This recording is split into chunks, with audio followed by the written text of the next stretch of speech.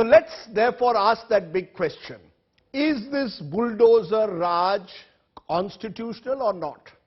Joining me now, very special guest, Justice Govind Mathur is former Chief Justice of the Allahabad High Court. Therefore, you have every locus to answer this question which I put to you. Do you believe this bulldozer justice is prima facie illegal, or can it be justified by the state as punitive or remedial action against those destroying public property, those allegedly involved in riots? How do you see it, Justice Mathur? Can this type of action can ever be a fair action? This is highly unjust. You see, merely on the basis of some apprehensions that they participated in some protest or some illegal construction was raised, this can't be demolished in this manner. This bulldozer justice we heard much back in 1976 at Turkman Gate time. And then now it is highly unjust. That was deprecated. And this is also required to be deprecated. It can't be permissible where rule of law prevails.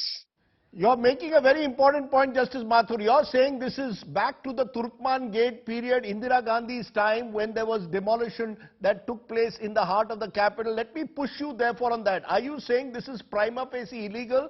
Because in this case, no adequate notice was served as is claimed, and therefore due process was not followed, because the government is saying that they had issued notices for illegal structures belonging to Javed Mohammed, who they claim was involved in the riots. Are you saying that's the problem, or the timing of it? You see, when we are talking about the due process of law, then it includes so many things. Because whether this property belongs to Mr. Javed or his wife or his daughter, this is still disputed. Now, if any notice was given to Mr. Javed, whether that was sufficient, whether a reasonable time was given, and now you see, even if we assume that it was an illegal construction, then too, it was not proper to just come on the holiday and to demolish that. At least a breathing time should have been given to approach the court. I fail to understand that why the governmental authorities, why the Prayagraj Development Authority, they are afraid of courts. If this were nothing, the sky was not going to fall in a day, they would have taken this action on Monday or Tuesday. That was the appropriate time. They would have approached to the court. So it's interesting. You're seemingly questioning both the timing and the manner it's been done. But Justice Mathur, there will be those today who will say, listening to you, saying that, look, the rule of the law will take a very long time. Due process in our country takes a long time. Particularly the state has to go through the process of framing charges. These can be challenged. This will take years. The violent protests continue and there is no deterrent to them. The state, according to those in the government, is sending out a strong message that we will not tolerate anyone taking law into their own hands. This is swift justice in a way. That is what bulldozer justice. It is swift, short-circuited justice. Justice Mathur? You see, judiciary is also a state of, is a face of a state. It is legislature, it is executive, and it is the judiciary. All these three faces of the state. Now, whether it will take time or not, this is the law. If it takes time, then we have to face it. We can't ignore law. Otherwise, one day we will say that even in a murder case, no trial is required. We have seen a person killing somebody, so just hang him. This is the country where even Kasab faced the trial.